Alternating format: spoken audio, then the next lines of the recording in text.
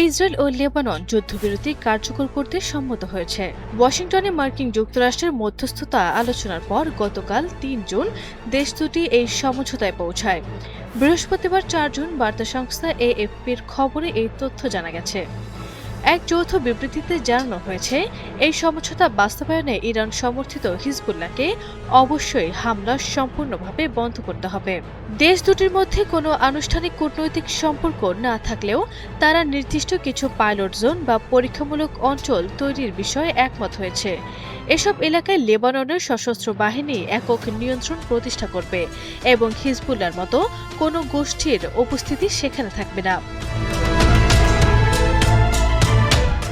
উভয় পক্ষের মধ্যে আন্তঃসীমান্ত হামলা অব্যাহত থাকা সত্ত্বেও এই যুদ্ধবিরতির সিদ্ধান্ত এলো।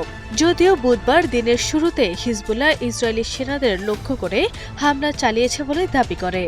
অন্যদিকে দক্ষিণ লেবাননে ইসরায়েলি হামলায় অন্তত ৯ জন নিহত হয়েছে। যৌথ বিবৃতিতে স্পষ্টভাবে বলা হয়েছে, যুদ্ধবিরতি কার্যকর হওয়ার বিষয়টি হিজবুল্লাহর হামলা সম্পূর্ণ বন্ধ এবং দক্ষিণ লেবানন থেকে তাদের সদস্যদের সরিয়ে নেওয়ার ওপর নির্ভর করছে। বিবৃতি অনুযায়ী ২২ জুন বা তার পরবর্তী কয়েকদিনের মধ্যে একটি পূর্ণাঙ্গ চুক্তির লক্ষ্যে উভয় পক্ষ পরবর্তী দফায় আলোচনায় বসবে।